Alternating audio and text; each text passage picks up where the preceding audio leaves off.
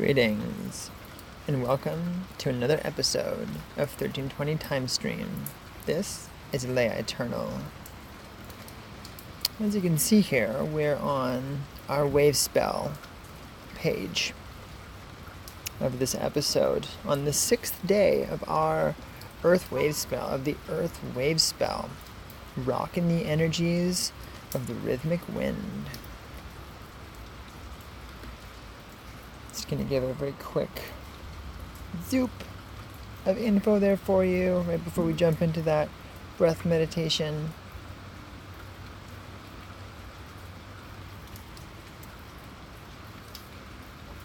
Okay, so let's quickly locate this on our body. Let's get into the right shoulder, because that's where the rhythmic tone is located, in the right shoulder. Now let's go to our right middle finger. Right middle finger, right shoulder. Breathe in through this conduit here when you're ready. Right middle finger, right shoulder. Breathe in.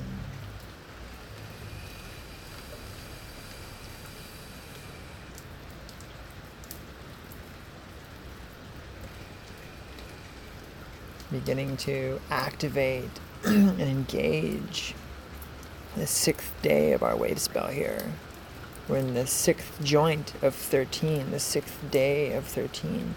All of time, all of reality is taking place within our body. This whole thing is actually a projection that we're casting. We're not taking it in, we're projecting it out. As we do these meditations and as we show up in these different ways, we attune and cast a harmonically stable reality. So that's what we're sharing here. Cool. So we are the rhythmic wind. The rhythmic tone is an interesting one. Right shoulder energy. Let's go back into it here. We have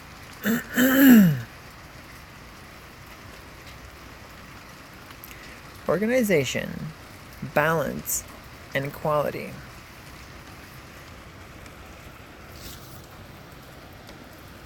Yeah, that's an interesting one because we're coming from that take command energy, the overtone. Just really breathing life into that shape or form body defined by the 4.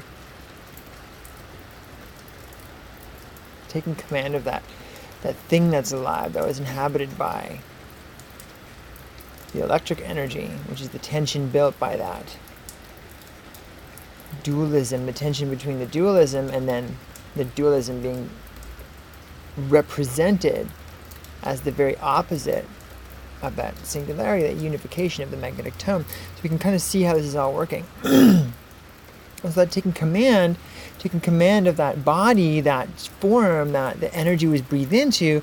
Now, as we kind of very, very much in reflection to the kind of magnetic and the lunar tone, the way the magnetic tone represents kind of like a oneness and the lunar tone kind of represents like a duality.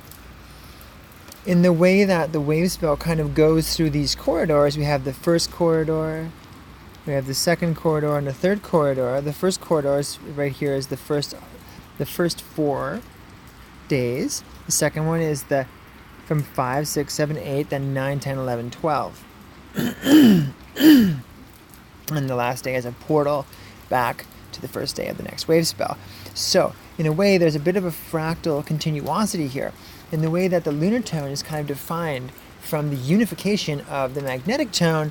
The rhythmic tone is kind of the same way, because what we have in the overtone, which is that take command, there's a single energy.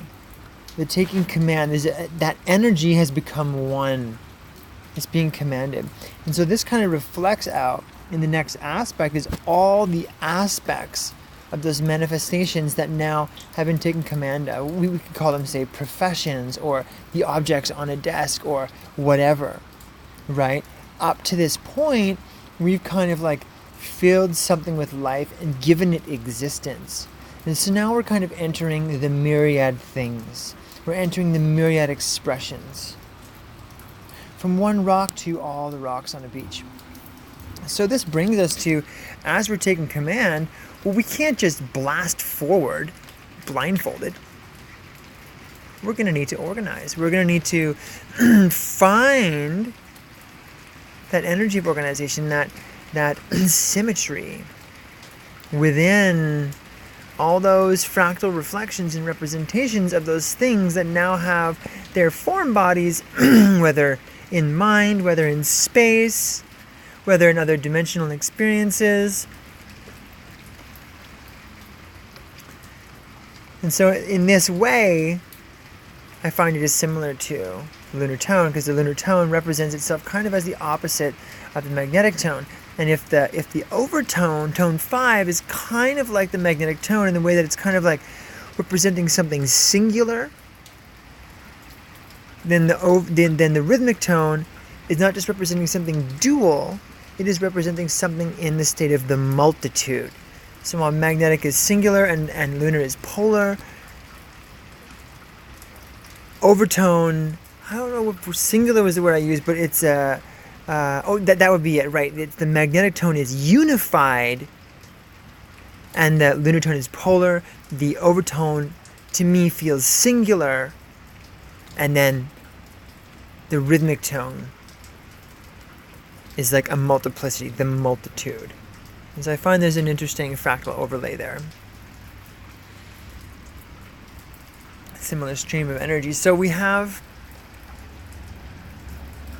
organization. And so, okay, like, what is the phenomenon of organization? Well, this comes into the frequency of balance. The phenomenon of organization, if we were to say have a messy room, or if we were organizing employees at an office, or if we were, making an energy grid to work with, we would have to now come into a type of balance. We have to balance the energies, that which is appropriate to be in this energy structure, that which isn't. In our job scenario, that which, these employees have these skill sets, these employees have these skill sets, so we're going to want to balance them all so the whole thing has its rhythm, has its balance. Right? If it's objects, messy room, kitchen, those kind of things, everything has their place. And I find this brings, this illuminates the quality of balance. Everything has its natural place. That is the balance. Things are unbalanced when something that in some way is not supposed to be there adds weight or gravity or resonance, which is not synchronized or not in harmony with the space or with the goings on. And then it creates kind of like a shearing effect or a conflict. And so that can be a representation of unbalance. And this brings us down to the kind of final word, which is equality. And I feel equality is being represented here, that as the components, that which is being organized, those recognized itemizations are balanced, they have equality because they're all part of that whole. They are all part of the multitude, which comprise the singularity. They are the fundamental aspects of that which is taking on the empowerment. Okay? It feels like a really clean little channeling there for the rhythmic tone. I'm going to go to the wind here now. The first thing I want to start with is the breath, as is very almost like cliche to the wind. It is the breath, the breath, the movement of wind. But I want to bring it one step further to vibration. It is the breath that carries something on the on the wind. It could carry aroma. It could carry sound.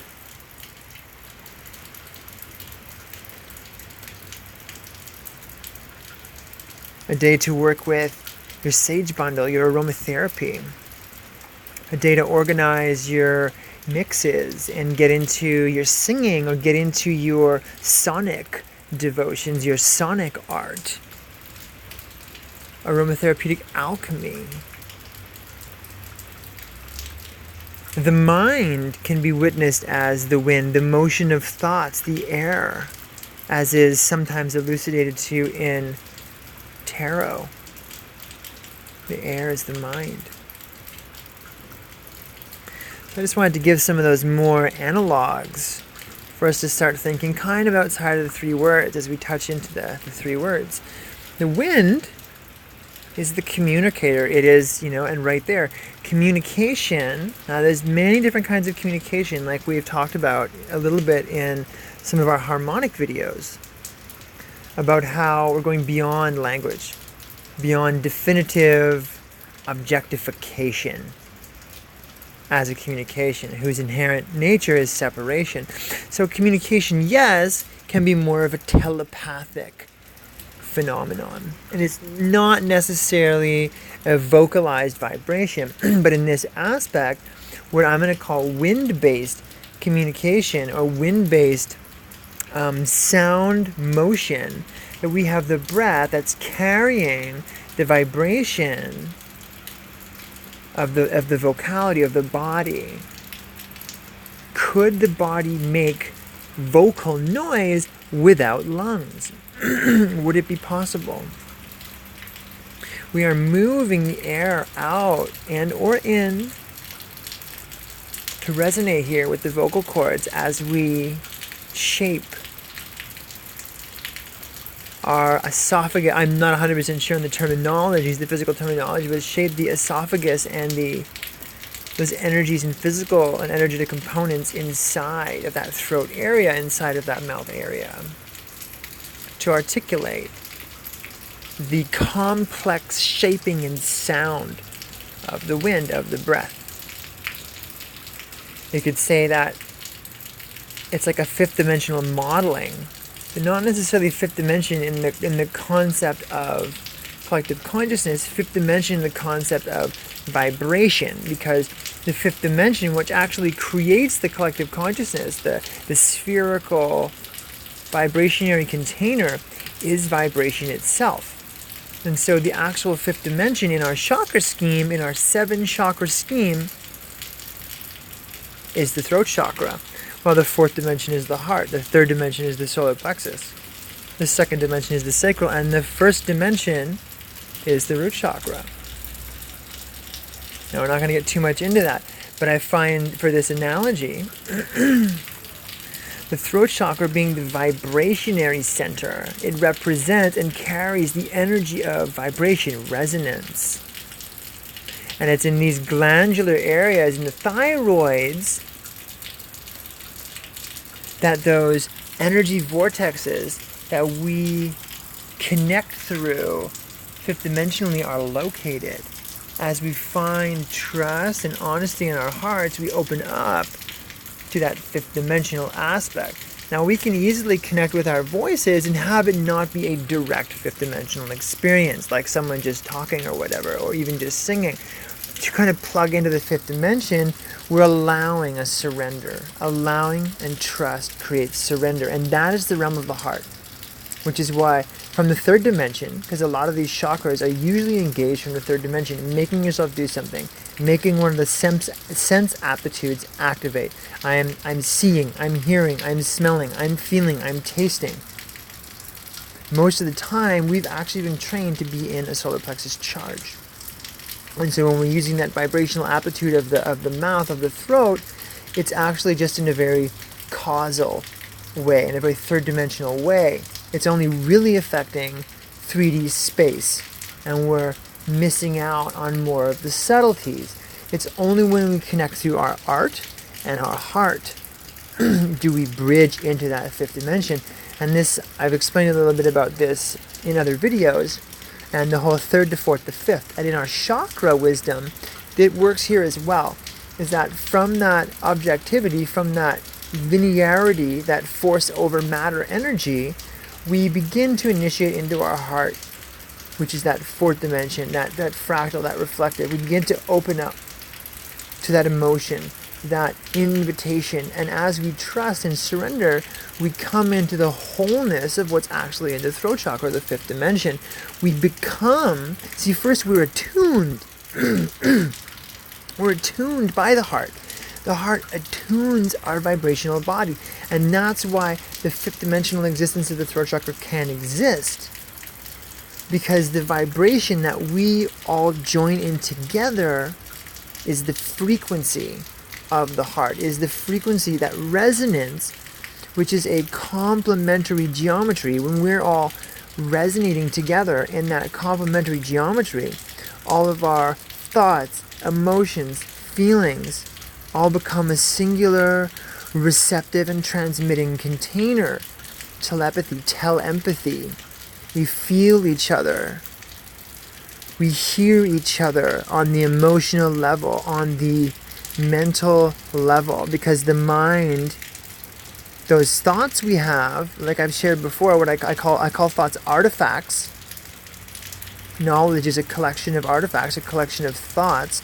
Every single thought has a resonance to it. It actually has kind of like an electromagnetic presence, or a gravity. And that gravity, each one of those little aspects has a vibrational constant, or a little continuum, a vibrational trigger, a marker, a signature. And in a fifth dimensional space, as our sense of individuality is rising and falling, as we're sustaining that harmony, who knows what the experience is, who knows, how long in physical representation or third dimensional representation we'll be in that fifth dimensional timeless space. But as an interaction, as a fifth dimensional interaction, the resonance field of the fifth dimension is kind of solid in its fluidity. So there's a baseline. And so the reason that we can pick up on each other's exactnesses, and this is the reason why we can't hide anything in the fifth dimension, is because complete harmony in the fifth dimension is that resonance of the heart when we attune there. So as those thoughts arise, as those feelings arise, they are different from the vibration, and very much like matching or unmatching harmonic and disharmonic keys, like musical keys. You'll hear the harmonic or disharmonic effect / shearing effect. The disharmonic combinations or pairings will create a shearing effect. And the same is here, but it's on such a level as we sense it with our vibrational and dimensional inner and outer body senses, because we have those senses. We may call it sixth sense or whatever.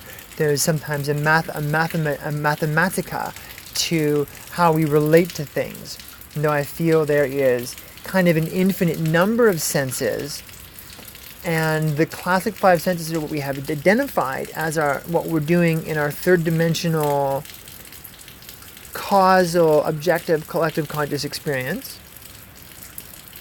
Though different pockets of people around the world develop different senses because of how they're applying their energetic evolution, their energetic cultivation in their dimensional presence. Everyone's individual and collective consciousness avatar has different faculty. For those of you who play role-playing games, you could imagine this as you're creating your character and you have different skill sets. But these skill sets are like vibrational aptitudes.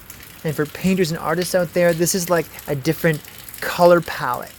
Each one of you who are painters or drawers have different kind of content, which all have a vibrational continuosity, and that creates the sense aptitude. And so each one of these could be said is a solid sense in their own right. Some of them can overlap. So that's a little bit of the channel here today. For the wind proper, we're organizing. We're organizing today. I organize in order to communicate. I find today, is a good day to get your music compilation in order. Maybe get your musical sheets prepped for your performance tonight. Right? Having a conversation while cleaning up the kitchen. Or cleaning that room that we mentioned before. right? So that there's a process, an organizing process, which I feel in some way represents the motion, right? Which brings us to the balance. And the communication reflects the movement of energy within that motion, that organization becoming the balance, equalizing the scene, whatever that is. That's the interactive property of the present proportion. And the vocality, the wind energy is like the energy in that's moving kind of thing. So that's what comes through for me today to share on the quality of the wind. A rhythmic wind. That felt nice. Okay, so this is going to be our Wavespell portion of 1320 time stream. Stay tuned for the affirmation or code spell portion.